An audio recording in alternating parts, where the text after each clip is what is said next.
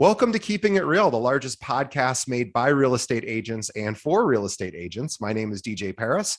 I am your guide and host through the show. And today is our monthly series called Closing Time with Chris Linsell from TheClose. Now, this is a partnership between Keeping It Real and TheClose.com. Let me tell you about TheClose. TheClose.com is the kind of real estate website designed to give agents, teams, and brokerages actionable strategic insight from industry professionals.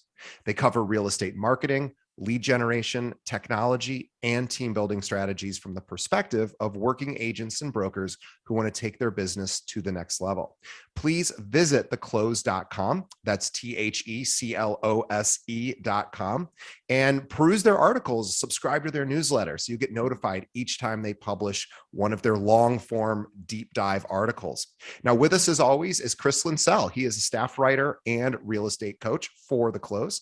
Chris is TheClose's resident expert on real estate topics ranging from marketing, lead gen, transactional best practices, and everything in between. He's a licensed agent in the state of Michigan.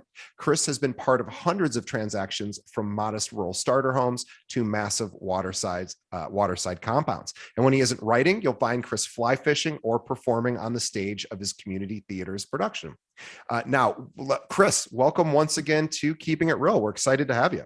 DJ, thanks for having me back. Happy 2022. We're in it. It's here. We've started.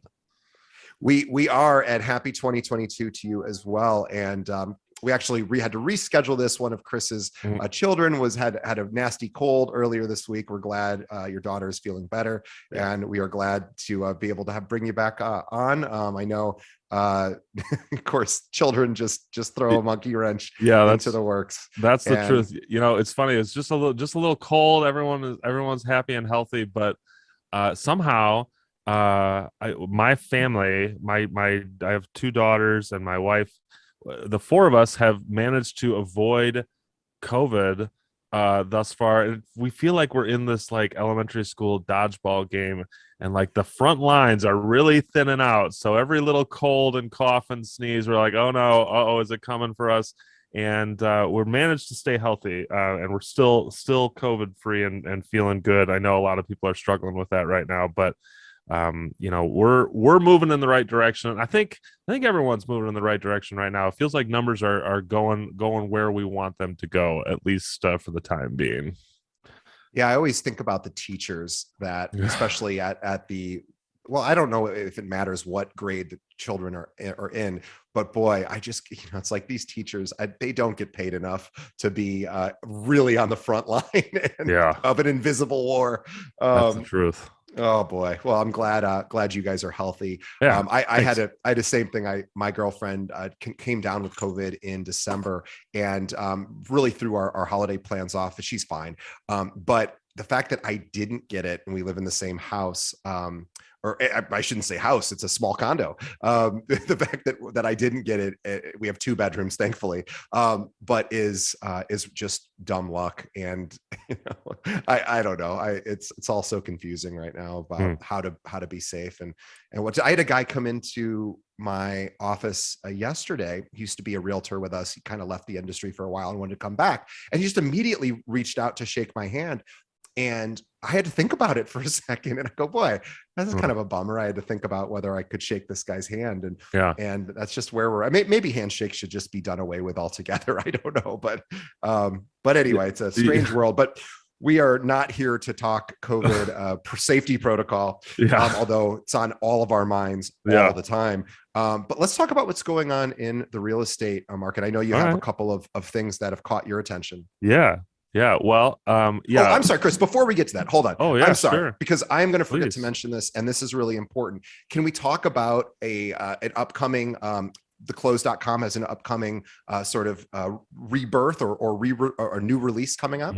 Yeah, we totally can. I'm not sure exactly when this episode is going to air, but if you are a Close.com visitor, if you are a fan of Chris Linsell and the rest of our team, I hope that you come and check out the site, and it's going to look a little different pretty soon. I'm not going to spill the beans on all the details here, but suffice it to say that We have been so grateful at the close for the many years. That's amazing to say, the many years at this point that we've been putting in hard work to create the best real estate content on the internet. And readers have responded to that, and we've grown our community by leaps and bounds. And it's about time. We were in our starter house. We had bought early. We were in our starter house. We were kind of getting our family in order, and you know what, the family has grown, and it's time for us to level up to the next house. And so we've got a website redesign that is going to be really exciting, and show awesome, really cool new features to close users. And again, I'm not going to get into specifics. You're just going to have to watch for it. It's going to be somewhere towards the beginning of February, and man, oh man, it's pretty awesome, guys. So make sure to check out TheClose.com. In fact, come every day. We got new stuff happening every day. Come check out the new articles, and just towards the beginning of February, bada bing, bada boom, you're gonna have a new site to look at. It's pretty awesome. And we should also mention too that the close.com's content is really pretty unique in the industry, where it's hyper focused on really almost exclusively helping agents grow their business. Mm-hmm. It's not really trying to replicate Inman for what's going on in the news, although you do talk about the news, but a lot of it's like deep dives into, hey, we took a look at every CRM out there that you might know. Here's what we think, and here's a deep dive into each lead generations provider out there, and here's some scripts that still work, and conversations that are beyond, hey, 5 tips for an open house, which we see a lot of that more superficial content elsewhere. And it's really prevalent because it's easy to write. It's easy to write some of those list-based, more shallow style articles. And the close doesn't do that. They have real journalists. They go deep. They go wide, and their articles are long, and not so long that you can't get to the end, because you'll be really captivated by how good the content is. So this is, I really want to make a sort of a plea to everyone listening, that our show is about helping you grow your business. The Close has got the exact same model. Please, and if you want to get notified about when the new site goes live, subscribe to their newsletter. They're going to, I'm sure, send something out when that happens, so you'll be the first to know. But boy, the content is just that good. They have just, I'm somebody that's written for magazines over the years, different publications. It's not my full-time profession, but I've been around enough professional writers to know they have great content, and it's really excellent. So check out the Close. Okay. Thank you, DJ. Thank you. Yeah, no, I just, nice of you to I say. believe it, and I believe it. And I get a lot of great ideas that I pass on to our realtors at our brokerage here in Chicago, because it's the best content I can find. So that's just the truth. So anyway, let's talk about what's going on in the news world today. Well, okay, so a couple of interesting numbers. There's a lot of things happening. And I'm going to just throw out here, there's a couple of headlines that are going to catch your eye, but not as much substance or a lot of effect behind it. Like Adam Contos, one of my favorite CEOs, he's leaving Remax and moving on to other projects. That's a story. I think he was a great leader at Remax. It's not going to have a huge effect on most agents' business, but there are some things that are more than just headlines that I think are big deals. Like, for instance, we had some housing numbers released for the month of December, and the fact is, housing inventory was down 40%. Relative, I think it was 40% year over year. It's the lowest inventory levels that we've seen in a long time, pre-pandemic for sure. And when you think about the number of homes that are available, is now, is in a real way affecting sales numbers. This is something that is going to really have a true impact on real agents' business. In fact, sales for the month of December were down nearly 5%, adjusted for holiday behavior. And it wasn't because buyers weren't interested. It was literally because they didn't have anything to buy. 5%, a 5% drop in sales is significant, especially when you think about the size of the communities that you're working within. You think about the number of sales that happen in your individual market. Anyone who's listening to here, if you eliminated 5 out of those 100, it's not just 5 transactions that don't have commissions on them, which is obviously a real thing. That's 5 families who don't have a house that they would have before, and it's because there's just nothing to buy. That's a pretty significant drop. It is. And in addition to that, with the inventory sort of being at a real serious low. And of course, real estate's hyper local, and everyone listening might not care so much about national numbers. They're more interested, of course, in their immediate serviceable area. However, we also have, on top of that, we see rates are starting, lending rates are starting to creep up, and they've made a bit of a jump. So there's this feeling of urgency, I think, that you have these buyers that are ready, rates are still pretty low, and yet they're struggling to find property. Yeah, it's the truth. And frankly, there's even that, even what you just discussed there, is maybe a house built on shifting sand, frankly, because mortgage rates are already, I mean, there's in the middle 2 weeks of January, as we're recording this, rates have gone up pretty significantly relative to where they were even a month or two ago. And that's going to continue to go up. And the Fed has announced that we're going to see at least 3 rate hikes officially in 2022.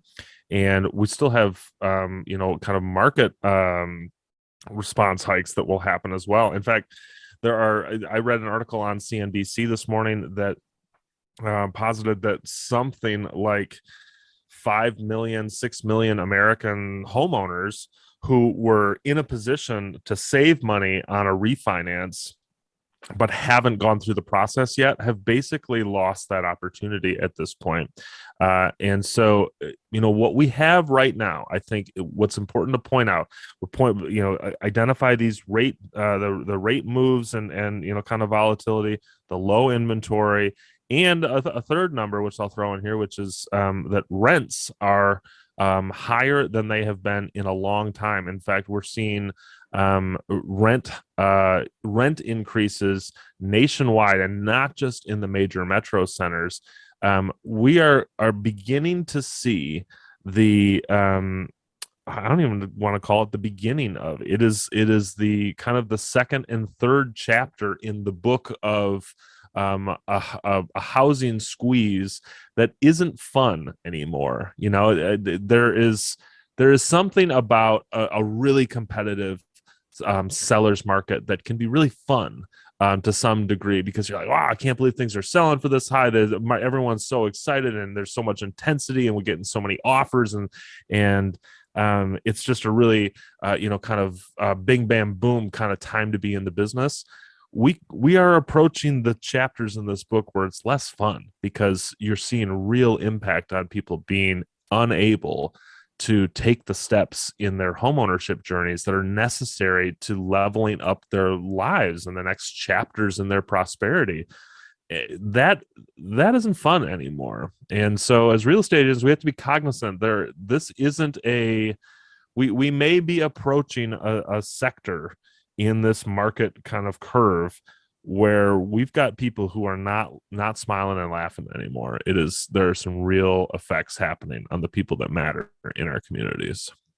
So as an agent, for our listeners, what, now they're sort of aware we have inventory shortages. I'm sure our listeners are, sort of live that each day. We're seeing rates creep up. The average 30-year fixed is now around 3.6, 3.7%, which is still amazing, but not as amazing as it was when it was in the high twos.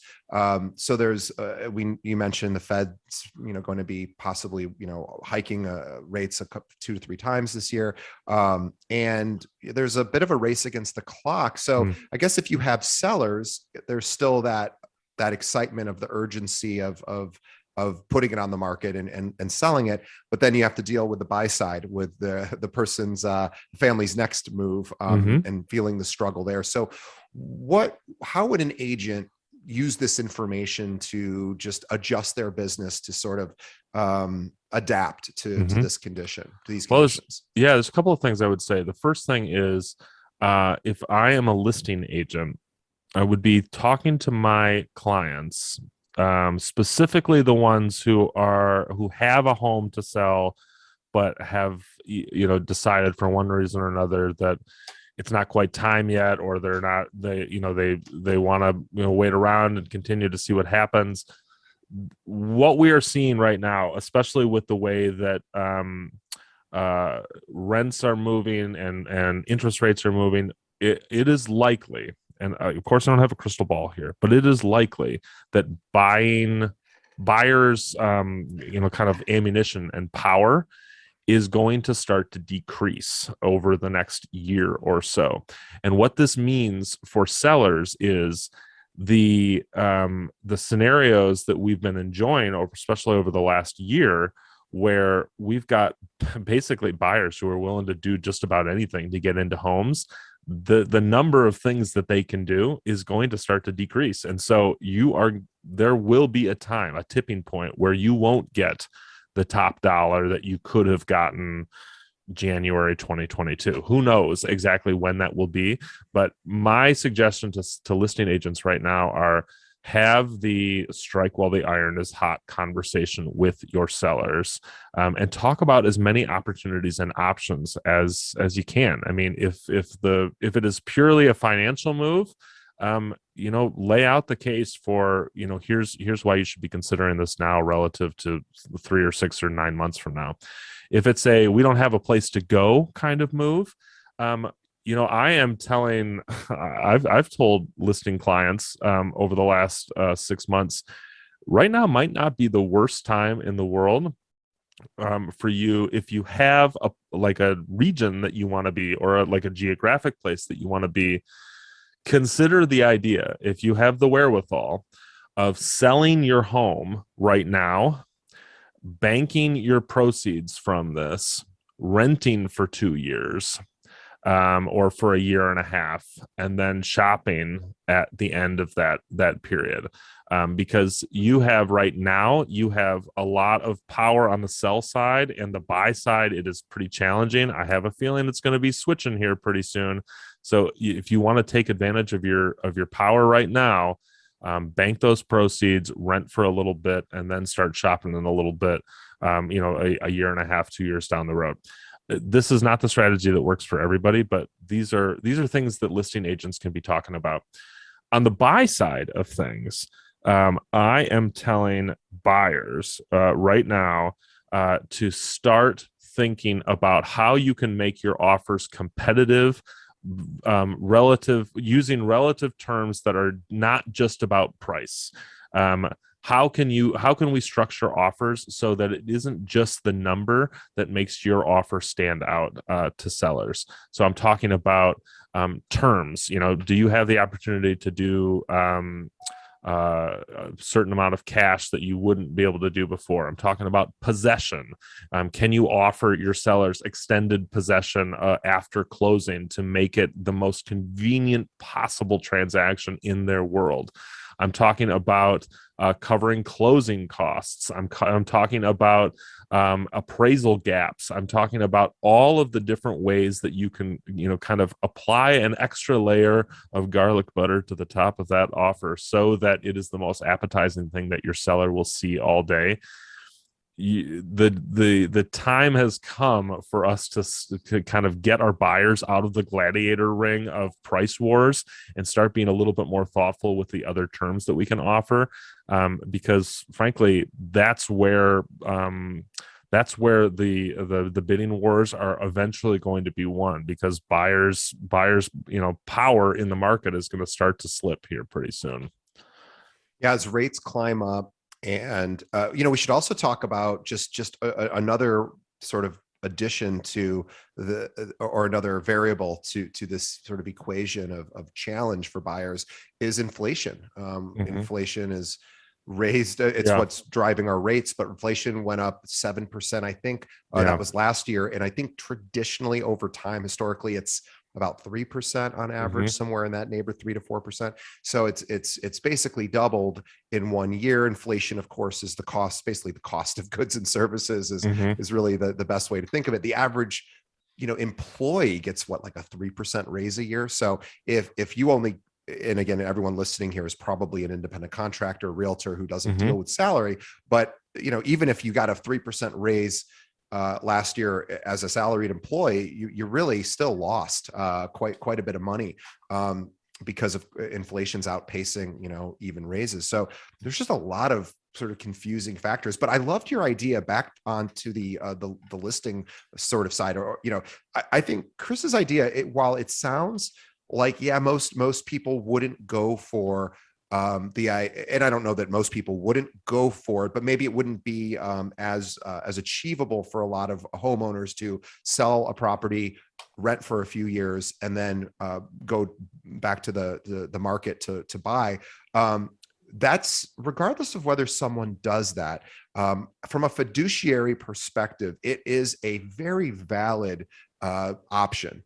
Whether or not it works for them, there's a lot of reasons why it might not. But boy, that's an excellent sort of conversation to have, and one that would really, in my opinion, really make you seem valuable to someone. I love when someone brings me an idea. Whether I want to do it or not, of course, is up to me. But I found in life that very few times in my life do the service providers in my life come to me with ideas. My Mm-hmm. accountant doesn't really come to me with, and I love my accountant, but my accountant doesn't say, here's a great way to save a bunch of money next year. I have to sort of do my own. Maybe I don't have a good Mm-hmm. accountant, but no, I love my accountant. But my attorney doesn't say, my financial advisors, yeah, they sometimes do. But Yeah. generally speaking, this is an opportunity for you to, even just say, I've got this idea. At first, you might sort of wince from it, but I want to go through it and just explain why it's not maybe the worst idea for you Mm-hmm. guys to think about. Or if you have people that own a home that aren't thinking of selling, now's the time to talk about that Mm-hmm. inventory is down. And there's just a lot of good conversation here. Whether it results in a transaction, I think is up to the gods. But what I think it should do and would do is at least have the customer, the client think, wow, my person's coming to me with an idea, and that means they care to Mm-hmm. some extent. Yeah. And it just makes you look like a professional, and most agents would never think of that. On the buy side, Mm-hmm. I think just having some of empathy around what the customer is going through. There's a tremendous amount of stress when there's a low inventory for buyers. I mean, it's just stressful. They have to make decisions faster. They have to overpay and a lot of times to be competitive. The agent is stressed because now they have to think about creative ways to get their offer looked at and accepted. And in some of the suggestions you have, so it is just stressful all the way around. Yeah. Yeah. Um, and I think this is a great time to realize it's most stressful for the customer, Yeah. whether it's the buyer or seller. And I think empathy, compassion, and just being there to Mm-hmm. hear the client is probably one of the most valuable parts of being a realtor. And Mm-hmm. for some agents, they love that part, others don't. But I think most people are probably a little freaked out right now. Yeah, well, one thing that I agree with you. There is a lot of kind of wide-eyed, no blinking conversations happening with clients right now.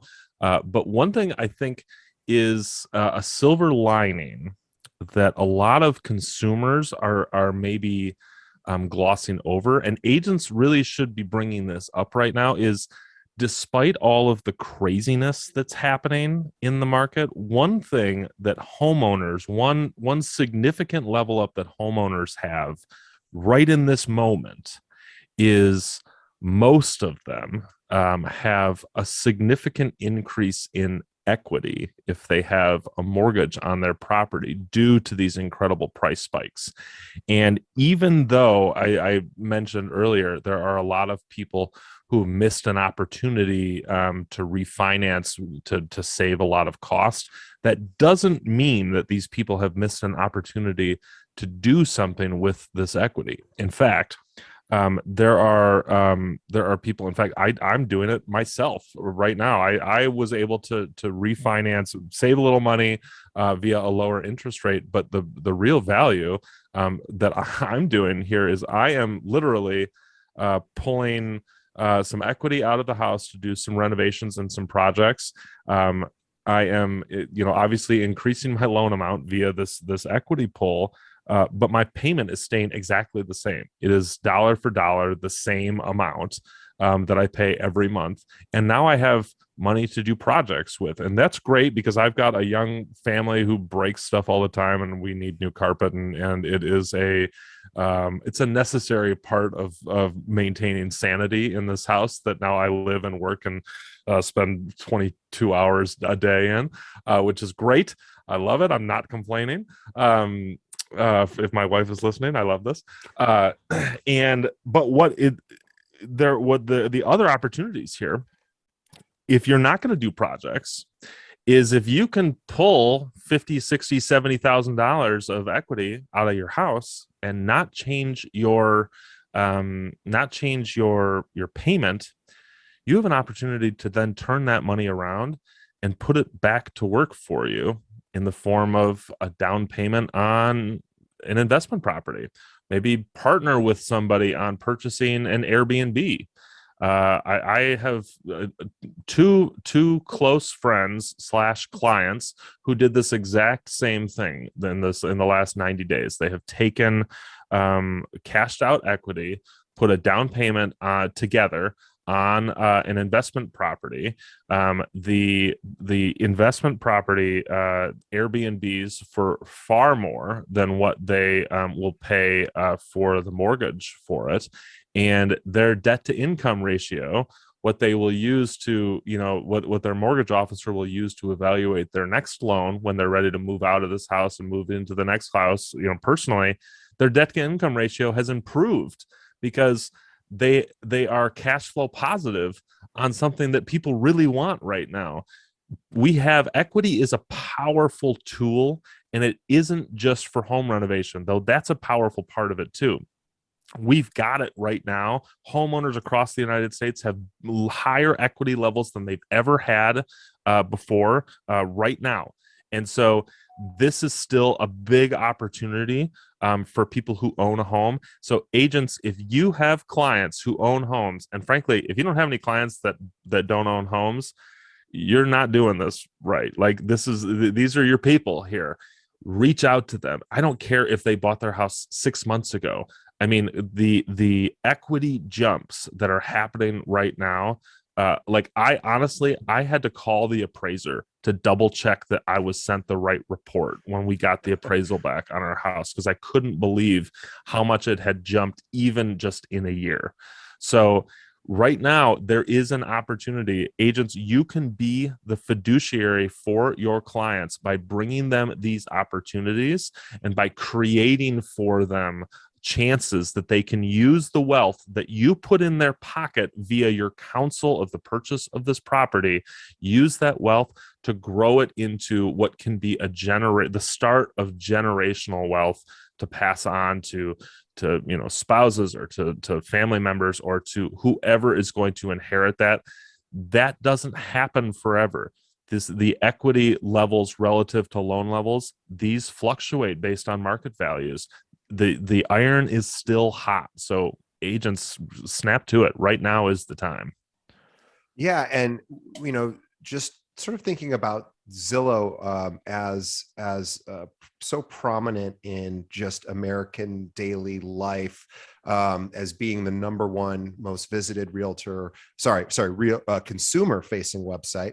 Realtors, of course, use it as well. But Zillow, they're known for really one thing above all else, which is their Zestimate. And we might be hearing some through the invisible airwaves, some collective groans from realtors who think that estimates are off base. Whether they are or aren't isn't really the point, but that's what consumers do look at. And so if someone is looking up their home to see what Zillow thinks the value might be worth, and we know more consumers visit Zillow by a multiple by a gosh, I don't even, I mean, they get over 200 million unique visitors a month, I think, at this point. That's where people are going to look to see what the value of their home is. And whether Zillow's accurate or not, that's where people are going. And so I think you have a real opportunity, even also to do some farming where, going into a neighborhood that you've seen some appreciation, maybe looking on Zillow and see, just taking a look, go to a neighborhood that you'd really like to have more of a presence in, look at the last time the home was sold, look at what the Zestimate is right now. And if there's a big jump there, I think for me, that would be an opportunity to put a letter together to that homeowner, say, hey, I didn't know if you've noticed, but I believe your home's appreciated quite a bit. I've run some comps for you. I know we don't know each other yet, but if you're interested in having a conversation about what your home is currently worth, maybe even versus are you looking to sell, but just talking about, what, and as Chris mentioned, here's maybe something, if you're not looking to sell, that you can do with the equity right now. And these are all really, really great secondary marketing tools, in addition to being, providing real value to your customers. It's a huge opportunity just to let people know what's going on. And I will tell you, just going back to my initial point about so few people in my life ever bring me an idea. Now at work, I get that, but outside of work, in my personal life, geez, it just, unless I'm talking to a friend at a party and they go, oh, I got this new cool thing, you have to check it out. Or, I got a pellet ice machine recently in the last year. And I don't know if you've ever looked into pellet ice, but there's a great New York Times article about it years ago called Pellet Ice is the Good Ice. And I read that and I went, oh, I know what pellet ice is. And I'm like, oh, it's the best. But so whenever people come over, I talk about it, but it's kind of a silly example. But the point is every single person I talk to about pellet ice doesn't really know about it until I explain it. And then when they try it, they're like, oh my God, I have to get one of these little machines. The point is you can bring those types of real estate ideas to your customers. And by the way, pellet ice machine would be a great closing gift for anyone. Oh man, it sure would. Anyone, I'm just going to shout this out right now. I know DJ, you guys don't have kids, but anybody who has a partner who has given birth to a child in a hospital, they know ice chips. The pellet ice in the hospital is like it is manna from heaven. So I know about the pellet ice. That's a great idea about the closing gift. And DJ, what you said, I think, man, I mean, I know I don't write the headline for what goes on this episode or on each episodes, but I'm just going to throw it out here. This is the theme of this episode: is be the realtor who brings ideas. Be the professional who don't wait for people to call you. Okay. Don't wait for somebody to sit back or to show up in your office and say, I have a specific problem that I need you to solve. Those people are still going to come, and those are still people that you need to service, obviously, but you are going to set yourself apart by being the realtor who comes to people with the ideas. That you are the person you are standing up for your clients, and it shows them that you're thinking about these people. In fact, I know we're starting to get towards the end here, but I just want to share one of the things that I talk about with coaching clients. It's actually one of the central tenets that I coach with agents and with teams specifically about how to create these, not just professional relationships, but these this feeling of responsibility, that your clients feel like you take your professional representation of them very seriously, that you're responsible for that. The term that I always use, that I coach people to use, and it works like a charm, is I was thinking about you this morning. I was having coffee in a coffee shop and I was thinking about you this morning. That's all you have to say. The phrase, I was thinking about you this morning. I was thinking about you before I got started with everything else. You were top of mind, and something triggered in my brain a reason that I needed to call you. I needed to reach out to you. It doesn't matter what follows that next sentence or that statement. I was thinking about you this morning because whatever it was, that first half of that sentence is going to create an opportunity to connect that your responsibility for their well-being with you and with the care that you provide. So be the agent who brings things. Don't sit back and wait for someone to bring them to you. You be the bringer. You be the agent that says, I was thinking about you this morning. I guarantee you your business will go up and to the right if you take that path. Yeah, I couldn't agree more. And that was so beautifully said. I'll just tag on to that. Something that one of our monthly guests, Joel Schaub, from Guaranteed Rate, says almost every episode. And I have to remind him to keep saying it because he'll oftentimes say, gosh, I say this every time. It's probably boring. I said, no, it's such a great thing. But he just says, givers get, givers get.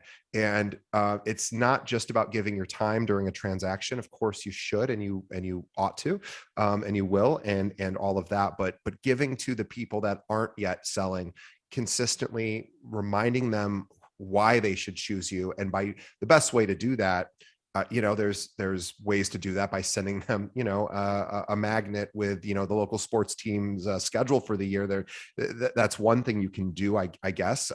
But boy, I would much rather have somebody say, I've got an idea. I was thinking about you. I have an idea. I don't know if it makes sense for you or not, but I feel like I should at least tell you, I've seen this work, or I've been reading about this, and just, I would love that. And I know I would love that in my life. And every year around tax time, I go to my accountant, and, we're now starting to get all of our tax materials together. Most of us probably are starting to accumulate those, receipts and the W-9s or W-2s. And so, it's that time of year where you're like, God, is there anything I'm missing? Is there any strategies? And if you're like me, you go to Google and you start looking around. Is there more things I can deduct that I just don't know about? Has a tax law changed so I can take advantage of certain things? I would love it if so. I would pay somebody, to call me and say, I got 5 ideas for you for taxes this year. And I know my accountant is excellent, but she's got hundreds and hundreds of clients. She's not going to be able to do that realistically. It's like my insurance agent, who I love, does not call me and say, I got an idea how you can save a little bit more. If I call her, she's great, but does she have time? She has 2,000 clients. Of course, she's not going to call me. I understand. So, but boy, I would sure love somebody to call me and give me an idea here and then, and they would win all of my business. All of it. They would. So Chris said it perfectly. I think this is a great place to wrap up. I know we were also going to talk about Lone Wolf. We can talk about that on our next episode, how they have become just a powerhouse in the tech space. Most of us have probably touched some of the tools they use, or they own, or they develop. And we certainly can have that conversation on the next month. Sounds great. Our next month's closing time. So of course, remind everyone to please visit theclose.com. This is just an amazing resource, deep dive articles, long form articles written by real journalists who really do their research and talk to companies who are providing certain material and then evaluating them and giving agents great ideas. Oh, by the way, like 99% of the content on there is free. There is a subscription-based model where you get even additional content. You get coaching opportunities, and that's called TheClose Pro. Do you mind giving a quick explanation of TheClose Pro? Yeah, absolutely. Close Pro. If you're interested in going even deeper in what the Close has to offer, we have the Close Pro. It's like you said, it's a subscription-based premium service. The real feature and function of the Close Pro is to provide agents with not just quality content, but next level presentation, incredible resources, and really access to experts in a way that you really don't get in any other place. So we have a ton of like I said, courses. We have a huge resource library. My favorite course right now, my favorite Close Pro training course, is the Facebook and Instagram crash course for agents. It's a fantastic video training course. There's a ton of written material that go with it. There's so many ways that we can use this course to level up our social media. The Close ran a big study at the end of last year and said something like 86% of agents felt like their social media was still not on par, and this is a great course to get it to where it is functioning and actually generating business. So if you're in that situation with your social, Close Pro has got great stuff to check out. And frankly, there are just a ton of day-to-day, week-to-week, month-to-month benefits for being a Close Pro member. So it's cheap, $39 a month, or $199 a year. And you get more of the weirdest beard in real estate, which, by the way, is trimmed up. I'm looking more like you in the beard department here. I just got to figure out how to get my hair to look like that, and then you and I will basically be brothers. Yeah, we well, I still find it so incredibly odd at 46 years old that I have actual blonde hair. I feel I like love it. I'm obsessed with it. it's so weird, and yeah,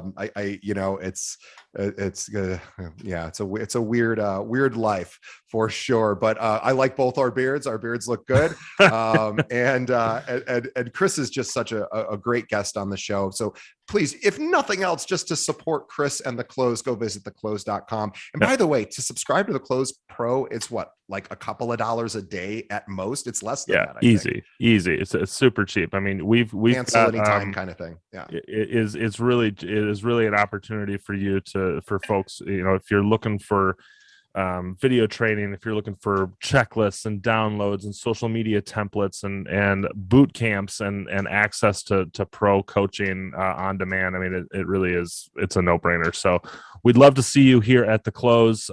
We'd love to see you at The Close Pro, and I just love to see you. So come follow us, come join the communities. And again, DJ, thanks a lot for having me on today. I always look forward to chatting with you, buddy. Well, us too. And on behalf of all of our listeners, and viewers, we thank Chris for taking time out of his busy day and being a father and a coach and a writer and a real estate agent to take time to share his wisdom and thoughts and observations of the real estate industry. Also, on behalf of Chris and myself, we thank everyone for listening and watching. And please, if you want to help us continue to grow, just two quick things. One, tell a friend. There's got to be another agent that would love to get to that next level, or just wants to have better information about what's going on right now in the real estate world. Send them a link to this episode. They can find us at keepingitrealpod.com. Every episode we've ever done can be streamed directly there. Of course, you can find us on any podcast directory app as well. And then also, if you are listening through some sort of podcast app, whether it's now it's called Apple Podcasts, formerly iTunes, or if you're with Google Play or Spotify or Pandora or Stitcher or any of the other podcast delivery systems, leave us a review. Tell us what you like about the show. Tell us what you don't like. We're okay with that. We want to know that. In fact, in some ways, that's more helpful for us because we continue to improve. This show is really meant to do nothing other than help you grow your business, but we need to know what you think. So let us know. Give us a review. If it's going to be a 1-star review, just email me privately instead. No, I'm teasing. You can give us a 1-star review. I think we've only had 1 or 2 of those, and that seems reasonable to me. But please let us know what you think of the show, and write us. Let us know what other guests you'd like us to interview. But thank you so much for listening. Thanks, Chris, for being on the show, and we will see you next time. Thanks, DJ.